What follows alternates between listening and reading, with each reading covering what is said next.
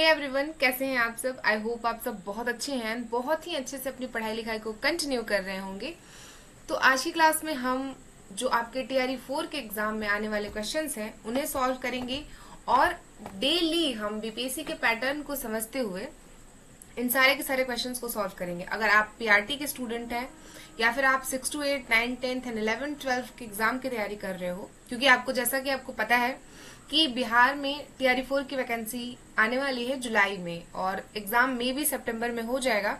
बहुत ज्यादा टाइम नहीं बचा है, तो हम अपने 40 नंबर में जो आपके जीके जीएस के क्वेश्चंस आते हैं, या फिर अगर आप देखोगे, अगर आप साइंस मेथड से भी हो या मैथ्स बैकग्राउंड से हैं, तो भी आपको 40 नंबर के जो क्वेश्चन है उसकी प्रिपरेशन करनी होगी। आपको पता है कि मेरिट में एक एक नंबर से छट जाते हैं, और ये जो टीआरई 3 में जिनका सिलेक्शन नहीं हुआ है, जिनका एक नंबर से सिलेक्शन नहीं हुआ है, जिनका 2 नंबर से नहीं हुआ है, वो इस चीज को बहुत अच्छे से समझ रहे हैं। तो आप किसी भी चीज को इग्नोर नहीं करोगे। हम डेली प्रैक्टिस करेंगे अपने इन क्वेश्चंस का, जो आपके एग्जाम में आपको हूबहू देखने को मिलेंगे, क्योंकि ये बीपीएससी के नए पैटर्न पर, जैसे अभी एडीओ का पेपर हुआ था और भी जो एग्जाम्स कंडक्ट कराए जा रहे हैं, उसके पैटर्न को समझते हुए इन क्वेश्चंस को रेडी किया जाता है, ताकि एक अच्छी प्रिपरेशन हो सके। क्योंकि क्या है कि हमें टीआरई 4 की प्रिपरेशन में देखना पड़ेगा कि एडीओ का पेपर कैसा था, या फिर जो बीपीएससी का एग्जाम हो रहा है उसके पेपर कैसे हैं, उन्होंने प्रीवियस ईयर से रिलेट करके बनाना पड़ेगा। तो ये सारी की सारी चीजें हैं। आई होप आपको पसंद आएगा क्लास। अच्छे से देखिए, लास्ट तक क्लासेस को कंप्लीट करिए, देखिए कि आपके कितने क्वेश्चन सही होते हैं, क्या है नहीं है। सबसे पहला क्वेश्चन है, निम्नलिखित कथनों पर विचार करिए। इस टाइप के क्वेश्चंस इस बार आपको आपके एग्जाम में देखने को मिलेंगे, क्योंकि क्वेश्चन का पैटर्न बदलते जा रहा है। आप सिर्फ रट के अब एग्जाम क्वालिफाई नहीं कर सकते हैं। सबसे पहला क्वेश्चन है कि भारत के महान्यायवादी संसद के किसी भी सदन की कार्यवाही में भाग ले सकते हैं। यानी कि जो भारत के अटॉर्नी जनरल होते हैं, क्या वो किसी भी सदन में, सदन 2, लोकसभा या राज्यसभा, क्या वो किसी भी सदन में भाग ले सकते हैं? आप इसका कमेंट करके आंसर बताइए। दूसरा क्वेश्चन कहता है कि उसे संसद में मतदान का अधिकार प्राप्त होता है। तो क्या जो भारत के अटॉर्नी जनरल होते हैं, ये दोनों में से किसी भी सदन में भाग ले सकते हैं, या फिर सिर्फ राज्यसभा में ले सकते हैं, या फिर सिर्फ और सिर्फ लोकसभा में ले सकते हैं? इसका राइट आंसर क्या होगा, आप मुझे बताइए। क्या केवल एक सही है, केवल दोनों सही है, या फिर दोनों गलत है? इसका राइट आंसर है option number A. Attorney general जो है वो दोनों सदन में भाग ले सकता है। यानी कि भारत का महान्यायवादी जो है वो दोनों में से किसी भी सदन में भाग ले सकते हैं, लेकिन उन्हें अपना मतदान करने का अधिकार नहीं होता। तो यही गलत हो जाएगा। भारत के अटॉर्नी जनरल को अपना वोट देने का, अपना मत देने का अधिकार नहीं है। संसद में ये वोट नहीं देते हैं, ये मत नहीं देते हैं। क्लियर? तो इसका राइट आंसर क्या हो जाएगा? ओनली वन, यानी कि सिर्फ एक सही है, बाकी गलत है। निम्नलिखित में से किस नदी का उद्गम भारत में नहीं है? इनमें से कौन सी ऐसी नदी है जिसका उद्गम भारत में नहीं होता है? आप बताइए। क्या ब्रह्मपुत्र, गंगा, गोदावरी या नर्मदा? आपको पता होगा कि अगर मैं यहाँ पे एक रफली मैप बनाऊं, समझिए। एक सेकंड, यहाँ पे स्पेस है। एक सेकंड। तो हम इन सारी चीजों को, चलिए, ऐसे समझते हैं। यहाँ पे हम समझने के लिए एक इंडिया का मैप बनाते हैं। क्लियर? अब हमें यहाँ समझना है। आप देखो, गंगा कहाँ से निकलती है? गंगा उत्तराखंड के यहाँ से, उत्तरकाशी से निकल रही है, गोमुख झील से। क्लियर? तो ये तो भारत में हो जाएगा। गंगा का विस्तार ऐसे है, गंगा तंत्र ऐसे है, यहाँ पे इनकी सहायक नदियां है। यहाँ पे बात कर रहे हैं गोदावरी की, गोदावरी भी नहीं होगी। कृष्णा और गोदावरी कहाँ है? ये इस साइड की नदियां हैं। गंगा, अब यहाँ पे बची कौन सी? नर्मदा आपको पता है कि नर्मदा और ताप्ती नदी जो है वो ये अमरकंटक के पठार से निकलती है, विंध्याचल और सतपुड़ा रेंज से। यहाँ पे ये भी नहीं होगा। और नर्मदा जाकर के क्या बनाती है? एस्चुरी का निर्माण करती है, यानी कि ज्वार नदमुख बनाती है, ये डेल्टा नहीं बनाती है। ये भी नहीं हो सकता। तो अब बचा क्या? ब्रह्मपुत्र हमें पता है कि ये तिब्बत के पठारों से निकलती है, ये सांगपो ग्लेशियर से निकलती है। तो इसका राइट आंसर क्या हो जाएगा? ऑप्शन नंबर ए बिल्कुल सही है। भारतीय संविधान की प्रस्तावना में बंधुत्व का उद्देश्य क्या है? बंधुत्व का उद्देश्य क्या है? आर्थिक समानता, या फिर राष्ट्रीय एकता और अखंडता, धार्मिक स्वतंत्रता, या फिर राजनीतिक समानता? आप कमेंट करके बताइए इसका राइट आंसर क्या हो जाएगा। इसका राइट आंसर क्या हो जाएगा? क्या इसका अर्थ है आर्थिक समानता बनाए रखना या फिर राष्ट्रीय एकता और अखंडता को बनाए रखना। देखिए प्रस्तावना में जो ये एक लाइन है, यानी कि जो बंधुत्व की भावना है, ये राष्ट्रीय एकता और अखंडता को बनाए रखने के लिए है, यानी कि ऑप्शन नंबर बी इसका बिल्कुल एप्रोप्रिएट आंसर हो जाएगा। क्लियर? निम्नलिखित में से कौन सा युग्म सही सुमेलित नहीं है? आपको यहाँ पे कुछ राजवंश दिए हैं और उनके बाद यहाँ पे कुछ नाम दिए गए हैं। आप इसे चेक करिए और इस क्वेश्चन का आंसर करिए कि इसमें से क्या सुमेलित नहीं है, यानी कि कौन सा ऑप्शन इसमें से गलत है। क्या बताइए? इसमें डायनेस्टी है, तो क्या यहाँ पे कड़व वंश वासुदेव से संबंधित है, शुंग वंश पुष्यमित्र शुंग से संबंधित है, नंद वंश महापद्मनंद से संबंधित है और सतवाहन वंश हर्षवर्धन से संबंधित है? क्या इसका सही हो जाएगा? तो इसमें गलत है डी। गलत जी क्यों है? क्योंकि जो हर्षवर्धन है इनका संबंध जो है वर्धना डायनेस्टी से था, ना कि सतवाहन वंश से था, इसलिए ये गलत है। यानी कि ये गलत क्यों है? क्योंकि यहाँ पे ऑप्शंस में गलत है, बाकी ये सारे के सारे ऑप्शंस जो है वो सही है। क्लियर? ये तीनों के तीनों ऑप्शन सही है। हर्षवर्धन का संबंध सतवाहन वंश से तो नहीं था। सतवाहन वंश से कैसे हो सकता है? इनका किससे था? किस डायनेस्टी से था? तो ये वर्धना डायनेस्टी से था। ठीक है, तो इसलिए इसका आंसर ये हुआ। चलिए अगला क्वेश्चन है जैव विविधता से, यानी कि बायोडायवर्सिटी हॉटस्पॉट से देख लेते हैं। यहाँ पे है कि जैव विविधता हॉटस्पॉट घोषित करने के लिए किसी क्षेत्र में कम से कम उसके स्थानीय संवहनीय पौधों की प्रजाति कितनी होनी चाहिए? आप समझिए कि आप किसी क्षेत्र को जैव विविधता वाला क्षेत्र, यानी कि बायोडायवर्सिटी वाला क्षेत्र घोषित करते हो, तो उसके लिए क्या कंडीशन होनी चाहिए? वहां पे क्या पेड़ पौधों की जो प्रजातियां हैं वो कितनी होनी चाहिए? 500, 1000, 1500 या 2000? मैक्सिमम एक क्राइटेरिया है, वो कितनी है? ये है 1500। मैक्सिमम 1500 प्रजातियां होनी चाहिए संवहनीय। क्लियर? इसका राइट आंसर हो जाएगा 1500। निम्नलिखित में से कौन सा कर भारत में प्रत्यक्ष है, यानी कि डायरेक्ट टैक्स क्या है? तो आप मुझे बताइए, क्या जीएसटी जो है वो डायरेक्ट टैक्स है? सीमा शुल्क क्या डायरेक्ट टैक्स होता है? एक सेकंड, सीमा शुल्क क्या डायरेक्ट टैक्स होता है? आयकर क्या डायरेक्ट टैक्स होता है? या फिर उत्पादन शुल्क क्या डायरेक्ट टैक्स होता है? इसमें से कौन सा ऐसा ऑप्शन है जो इस क्वेश्चन के लिए अप्रोप्रिएट होगा?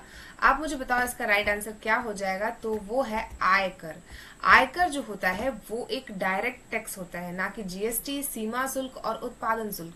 ये सारे के सारे जो टैक्सेस होते हैं ना वो इनडायरेक्टली है, लेकिन जो आयकर टैक्स है, यानी कि जो इनकम टैक्स में आप पे करते हो, वो चीजें क्या है? वो डायरेक्ट पे कर रहे हो। जीएसटी आप ऐसा नहीं है कि जीएसटी आप सीधा पे कर रहे हैं, प्रत्यक्ष तौर पर नहीं पे करते हैं। जीएसटी वो सामान के थ्रू कट जाता है, आपने जो चीजें खरीदी हैं उसमें जीएसटी चार्जेस हैं, तो हम उसके लिए एक्स्ट्रा पे कर रहे हैं, बट डायरेक्ट नहीं कर रहे हैं, इनडायरेक्टली कर रहे हैं। बट आयकर जो है ना, वहां पे आप उसे डायरेक्ट पे कर रहे हो, इसलिए इसका राइट आंसर हो जाएगा ऑप्शन नंबर सी। यदि पृथ्वी का घूर्णन अचानक रुक जाए, ये क्वेश्चंस बीपीएससी में पूछे गए हैं। आप प्रीवियस ईयर क्वेश्चंस पेपर उठाइए एंड इन सारे क्वेश्चंस को पढ़िए। ये चीजें आपके एग्जाम में रिपीट होती हैं। मैं हमेशा कहती हूँ कि अगर बीपीएससी ने या किसी भी एग्जाम की आप तैयारी कर रहे हो और आप देख रहे हैं कि इन ऑप्शंस से भी क्वेश्चंस रिपीट होते हैं, इसलिए इन ऑप्शंस के साथ भी आप क्वेश्चंस बनाइए और उसे सॉल्व करिए।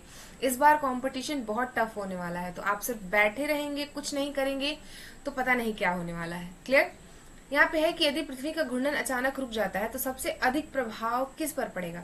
आप सोचो कि हमारी जो अर्थ है वो मूवमेंट करना बंद कर दे, घूर्णन करना बंद कर दे। अगर हमारी पृथ्वी घूर्णन करना बंद कर देती है तो सबसे अधिक प्रभाव किस पे पड़ेगा? वायुमंडलीय परिसंचरण पर, ज्वार भाटा पर, पर्वत निर्माण पर या फिर भूकंप पर? इसका सबसे ज्यादा प्रभाव पड़ेगा वायुमंडलीय परिसंचरण पर। क्लियर? ये रहा। ये अगर हम यहाँ पे एक मिनट देखिए, हम अगर समझने के पर्पज से समझें और अगर हम इसे अपना सन समझ लेते हैं, यानी कि अगर ये हमारे सूर्य हो गए और ये हमारी पृथ्वी हो गई, आपको पता है कि पृथ्वी अपने अक्ष पर भी घूर्णन कर रही है और पृथ्वी सूर्य के चारों तरफ भी परिक्रमा कर रही है ना? तो अगर ये रुक जाती है तो वायुमंडलीय परिसंचरण रुक जाएगा, वायुमंडल में जो एक्टिविटीज है वो रुक जाएगा। क्लियर? दिन और रात की प्रक्रियाएं रुक जाएंगी। तो इसका आंसर क्या हो जाएगा? ए। रैयतवाड़ी व्यवस्था का संबंध किससे है? रैयतवाड़ी व्यवस्था जो है उसका संबंध किससे होगा? यहाँ पे कर्नवालिस से होंगे, या कि थॉमस मुनरो से, लॉर्ड रिपन से, या फिर वारेन हेस्टिंग से। इसका राइट आंसर क्या हो जाएगा आप मुझे बताइए। तो इसका राइट आंसर हो जाएगा ऑप्शन नंबर बी, यानी कि रैयतवाड़ी व्यवस्था का संबंध जो है वो थॉमस मुनरो से था। Lord Ripon, Lord Curzon, Cornwallis इनसे नहीं था। निम्नलिखित में से किस अधिकार को आपातकाल के दौरान भी निलंबित नहीं किया जाता है? आपको पता है कि हमारे संविधान ने हमें अधिकार दे रखे हैं, हमारे पास हमारे मौलिक अधिकार हैं। बाबा साहेब अम्बेडकर कहते हैं कि मौलिक अधिकार जो है ना वो मैग्ना कार्टा है हमारे संविधान का। तो इसमें से कौन सा अधिकार है? अनुच्छेद आर्टिकल 19 क्या कहता है? ये हमें आजादी देता है, घूमने की आजादी, बोलने की आजादी, कहीं बसने की आजादी, रोजगार करने की आजादी। लेकिन इमरजेंसी के सिचुएशन में ये भी आपसे छीन लिया जाता है। अब ऐसा नहीं है ना कि कहीं अगर आप सोचिए कि देश में इंटरनल इमरजेंसी लगी हुई हो और आप कहेंगे कि मेरा अधिकार है कि मैं घूमूंगा, तो ये चीजें तो नहीं होंगी, इसलिए ये अधिकार आपके निलंबित कर लिए जाते हैं। आर्टिकल 21 ये है ऐसा अधिकार जो कि आपके अगर आपातकालीन स्थिति भी होती है तो भी अनुच्छेद 20 और अनुच्छेद 21 आपसे कभी भी निरस्त नहीं किया जाता है। क्लियर? और अनुच्छेद 16, अनुच्छेद 15 ये दोनों के दोनों अधिकार भी आपसे, ये अधिकार भी निरस्त हो जाते हैं आपातकाल की स्थिति के दौरान। और अनुच्छेद 32 कहता है कि आप अपने अधिकारों के लिए, अगर आपके अधिकारों की मांग नहीं होती है, मतलब आपके अधिकारों की पूर्ति नहीं हो रही है, तो आप आर्टिकल 32 के तहत और आर्टिकल 226 के तहत सुप्रीम कोर्ट और हाई कोर्ट जा सकते हो। वहां पे रिट के थ्रू आपके अधिकारों को दिलाया जाएगा। जीवन का अधिकार, अनुच्छेद 21 जीवन और व्यक्तिगत स्वतंत्रता का अधिकार है, और ये अधिकार आपसे किसी भी कंडीशन में नहीं छीना जा सकता है। क्लियर? एल नीनो की घटना भारत पर सामान्यतः क्या प्रभाव लाती है? एल नीनो और ला नीनो से भी क्वेश्चंस पूछे ही जाते हैं, तो इससे आप मुझे बताओ इसका राइट आंसर क्या हो जाएगा। एल नीनो की घटना भारत पर सामान्यतः क्या प्रभाव पड़ाएगी? एल नीनो क्या है, ला नीनो क्या है? आई होप आपको समझ आ गया होगा, मैंने बहुत बार इसे एक्सप्लेन किया है। मॉनसून में वृद्धि, सामान्य वर्षा, मॉनसून कमजोर पड़ जाता है, या फिर हिमपात में वृद्धि होती है। जब भी भारत में या फिर जब भी एल नीनो की सिचुएशन बनेगी तो भारत में वर्षा यानी कि मॉनसून कमजोर हो जाएगा, और जब भी ला नीनो की सिचुएशन होगी तब भारत जैसे देशों में यहाँ पे अधिक वर्षा होगी। तो इस समय क्या है, एल नीनो के समय पर मौसम जो है वो मानसून जो है वो कमजोर पड़ जाता है और वर्षा कम होता है। क्लियर? किस ग्रह में सर्वाधिक प्राकृतिक उपग्रह ज्ञात हुए हैं? तो सबसे ज्यादा जो ग्रह हैं, उपग्रह हैं, वो इस समय बृहस्पति भी है, बट शनि इस समय बहुत ज्यादा है, इसलिए यहाँ पे हो जाएगा बी ऑप्शन बिल्कुल सही है। निष्क्रिय प्रतिरोध यानी कि शब्द का प्रयोग सर्वप्रथम किसने किया था? निष्क्रिय प्रतिरोध, पैसिव रेजिस्टेंस का प्रयोग सबसे पहले किसने किया था? महात्मा गांधी जी ने, बाल गंगाधर तिलक जी ने, अरविंद घोष जी ने, या फिर गोपाल कृष्ण गोखले जी ने। इसका संबंध है अरविंद घोष जी से। वो कहते हैं निष्क्रिय प्रतिरोध की बात करते हैं, यानी कि राइट आंसर क्या हो जाएगा आपका सी। निम्नलिखित में कथनों पर विचार करिए, चलिए विचार किया जाए। सभी जैव मंडल आरक्षित हैं, यानी कि बायोस्फीयर रिजर्व जो है वो राष्ट्रीय उद्यान होते हैं? नहीं। आप मुझे बताइए कमेंट करके क्या होते हैं। सारे के सारे जितने सारे जैविक आरक्षित है, मतलब जैव मंडल है, बायोस्फीयर है, ये क्या सारे के सारे आरक्षित है, रिजर्व है। सभी राष्ट्रीय उद्यान जैव मंडल आरक्षित क्षेत्र नहीं होते हैं। सही बात है। इसका आंसर क्या हो जाएगा? बी सही है। बी सही है क्यों? क्योंकि ये ऑप्शन ही, ये सेंटेंस ही आप यहाँ पे समझिए कि सभी जैव मंडल आरक्षित होते हैं। सभी जैव मंडल आरक्षित होते हैं? नहीं। सभी कैसे हो जाएंगे? उनकी एक क्राइटेरिया है ना, जब तक आप उस चीज को फुलफिल नहीं करते हो तो फिर आप उसके लिस्ट में नहीं आते हो। राष्ट्रीय उद्यान, सभी राष्ट्रीय उद्यान जैव मंडल आरक्षित क्षेत्र में नहीं आते हैं, ये सही हो जाएगा। ये इसका बिल्कुल गलत आंसर हो जाएगा। क्लियर?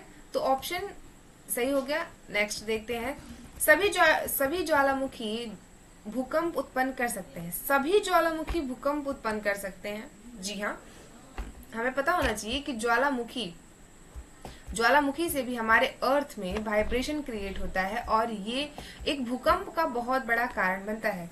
सभी ज्वालामुखी गतिविधियों का कारण नहीं होता, सभी भूकंप ज्वालामुखियों का कारण नहीं होता, ये भी सही है। देखिए ये दोनों के दोनों ऑप्शंस अपने आप में सही है, यानी कि ज्वालामुखी गतिविधियां भूकंप उत्पन्न कर सकती है, लेकिन अधिकांशतः भूकंप विवर्तनिक प्लेट यानी कि टेक्टोनिक प्लेट के गति के कारण आता है। तो यहाँ पे क्या आंसर इसका सही हो जाएगा? 1 और 2 दोनों सही कह रहे हैं, यानी कि सभी ज्वालामुखी भूकंप उत्पन्न कर सकते हैं और सभी भूकंप ज्वालामुखी गतिविधियों के कारण नहीं होते हैं। तो ये रहा आज के क्वेश्चंस। आपको कैसा लगा आप कमेंट करके जरूर बताइए। क्वेश्चंस धीरे धीरे बढ़ने लगेंगे और आप अपनी प्रैक्टिस करते रहिए। मिलेंगे आपसे एक नए क्लास में, तब तक के लिए पढ़ाई करते रहिए, स्वस्थ रहिए एंड मस्त रहिए। और आप कमेंट करके बताइए कि आपको आज की क्लास के क्वेश्चंस कैसे लगे। ये सवाल आपको आपके बीपीएससी के एग्जाम में जो टीआरई 4 होने वाला है उसमें आपको डेफिनेटली देखने को मिलेंगे। ये प्रीवियस ईयर के से रिलेट करके जो बीपीएससी का नया पैटर्न है, जिस पैटर्न पर क्वेश्चंस पूछे जाते हैं उसके साथ रिलेट करके बनाए जाते हैं। एंड आई होप आप इसके साथ रिलेट करेंगे। पढ़ाई करिए, इस लेवल तक तैयारी करिए। अगर आप इसे सही कर पा रहे हैं तो बहुत अच्छी बात है। अगर आपसे मिस्टेक हो रही है तो आप चैनल के साथ जुड़िए, पढ़ाई करते रहिए। प्रीवियस ईयर क्वेश्चंस को खुद से प्रैक्टिस कर सकते हैं तो खुद से करिए। पीवाईक्यूज लगाना है आपको, उसके बाद टॉपिक्स को पढ़ना बहुत जरूरी है। आप अभी देख रहे हैं कि पता नहीं प्री होगा, मेंस होगा, क्या होगा, तो इसके लिए हमें अपनी तैयारी को बहुत स्ट्रांग रखना है। इस बार हमें एक सीट अपनी फिक्स कर लेनी है। Thank you so much. पढ़ाई करते रहिए। जय हिंद। मिलेंगे आपसे किसी नए क्लास में। Thank you so much.